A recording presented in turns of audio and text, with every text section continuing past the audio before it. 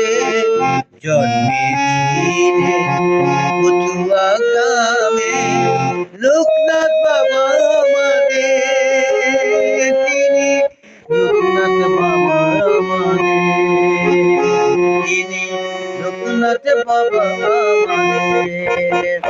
জয় বলো বাবা লোকনাথ রে, জয় জয় বলো লোকনাথ।